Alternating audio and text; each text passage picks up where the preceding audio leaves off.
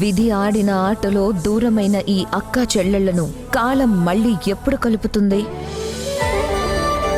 జానకి పరిణయం మీ ఈటీవీలో.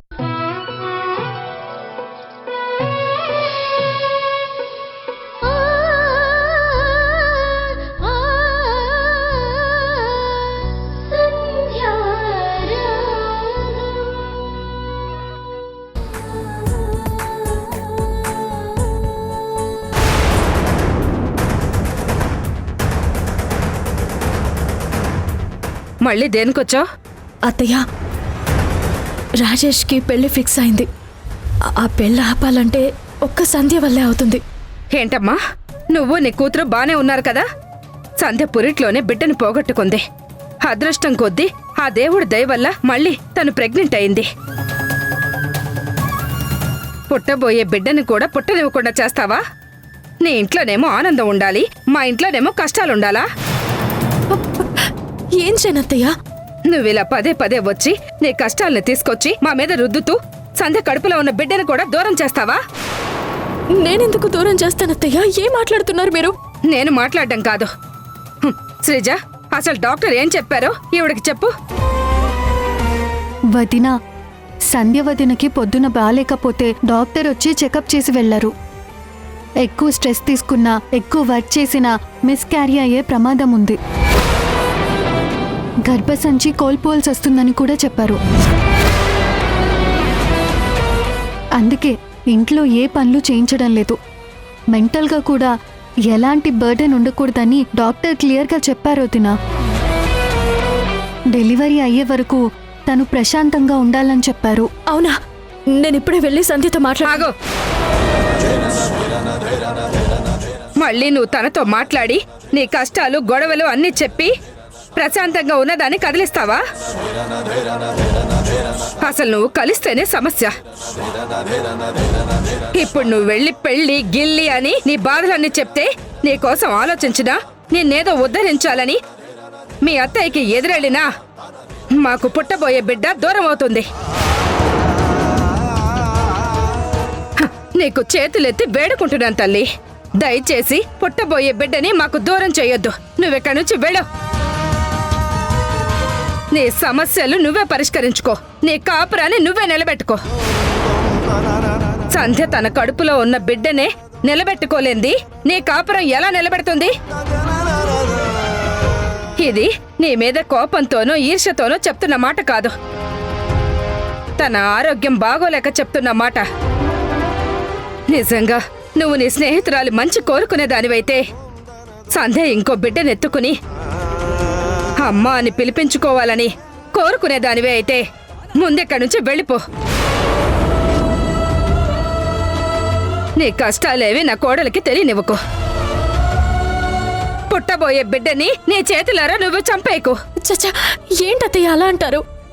నా ప్రాణం పోయిన ఇలాంటి పనులు చేయను. నా కోసం ఇంతగా ఆలోచించిన సంధ్య గురించి నేను మాత్రం ఆలోచించనా? ఏ బాధ ఉన్నా, ఏ కష్టం ఉన్నా గుండెల్లోనే దాచుకుంటాను తప్ప సంధ్యకి తెలియనివ్వను. నా స్ట్రగుల్ ఏదో నేను పడతాను, నా సమస్యని నేను సాల్వ్ చేసుకుంటాను. సంధ్య హ్యాపీగా ఉండాలి. శ్రీజ, అప్పుడప్పుడు ఫోన్ చేస్తూ ఉండు. అత్తయ్య, మీరేం కంగారు పడొద్దు. సంధ్య పండంటి బిడ్డకి జన్మనిస్తుంది. బిడ్డ పుట్టిన తర్వాత నేనే వచ్చి మీ మొహాల్లోని ఆనందాన్ని నేను చూస్తాను. నా సంధ్య ఎప్పటికీ బాగుండాలి. అదొక బిడ్డనెత్తుకుని అమ్మతనాన్ని ఆస్వాదించాలని కోరుకుంటున్నాను.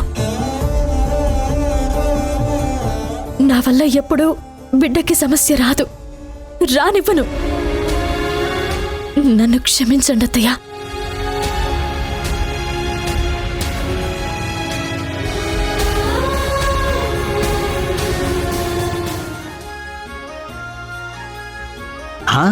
అది మౌనికని ఎప్పటి నుంచో నేను ఇష్టపడుతున్నాను. ఇది అరేంజ్డ్ మ్యారేజ్ అని వాణి గారిని నమ్మించారు కదా? నేను నమ్మించాను బాబు, నువ్వేమి కంగారు పడకు, క్లారిటీగా ఉండు. పద.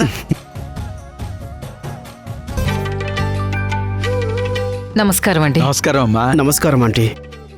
మీరు మాకు దూర బంధువులని తెలిసిన తర్వాత చాలా హ్యాపీగా ఫీల్ అయ్యాను. మౌనిక నాకు మేనకోడలే కాదు, కూతురు లాంటిది. నా దగ్గరే ఎక్కువగా పెరిగింది. దానికి అమ్మైనా నాన్నైనా అన్నీ నేనే. అది నా మాట కాదందు. అమ్మా, ఒకసారి అమ్మాయి అబ్బాయి మాట్లాడుకుంటే బాగుంటుంది కదా. తప్పకుండా. రాధిక, పెళ్లి కొడుకొచ్చాడు చూడు. ఒక్క నిమిషం అండి.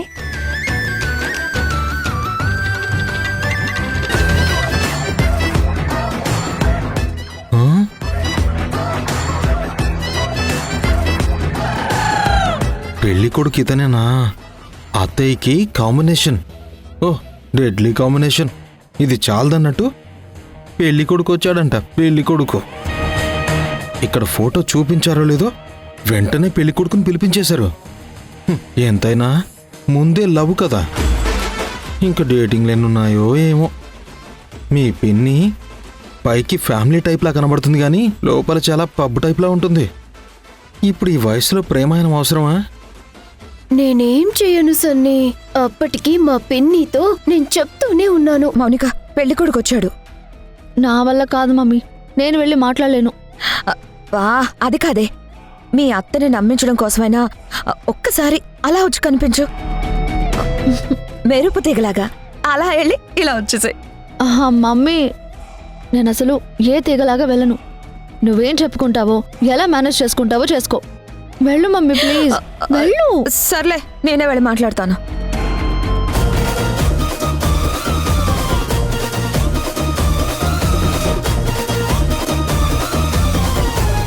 హాయ్ రామ్. హాయ్.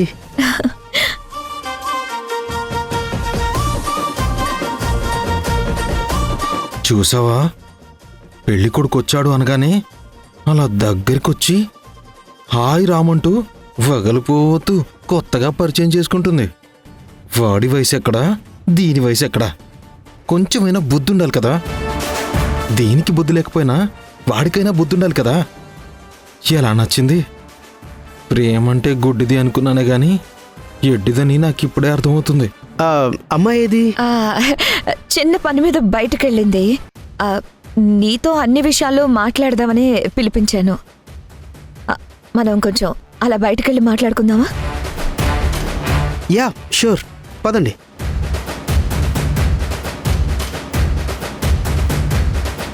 చూడు, ఇద్దరూ కలిసి ఎంత సరదాగా అలా మాట్లాడుకుంటూ వెళ్తున్నారు.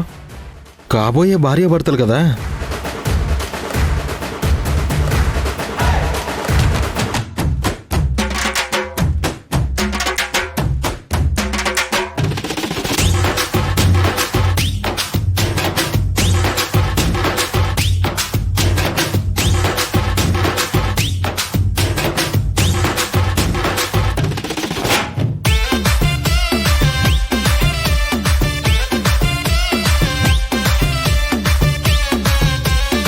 చూడు చిన్ని, ఇద్దరూ కలిసి ఎంత సరదాగా నవ్వుతూ మాట్లాడుకుంటున్నారో. కాబోయే భార్యాభర్తలు కదా. వీళ్ళ సంగతి చెప్తానుండు. నువ్వు ఇక్కడే ఉండు, ఇది పట్టుకో.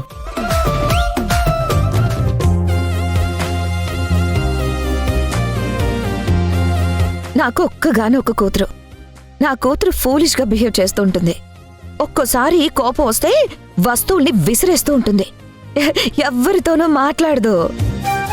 అలాంటి అమ్మాయిని నువ్వు పెళ్లి చేసుకుంటే ఫ్యూచర్లో నీకు ప్రాబ్లం అవుతుందేమో అని ముందు జాగ్రత్తగా ఇప్పుడే చెప్పేస్తున్నాను. అయ్యో, పర్వాలేదండి. మౌనిక అంటే చాలు. నేను తన్ని పువ్వుల్లో పెట్టుకొని చూసుకుంటాను.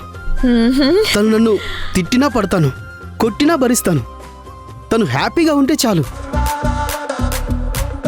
అయ్యో, నీకు అర్థం కావట్లేదు. Coffee coffee coffee. Oh, Ram, ఇదిగో కాఫీ తీసుకో. థ్యాంక్ యూ అండి, మీరు తాగండి. Thank you.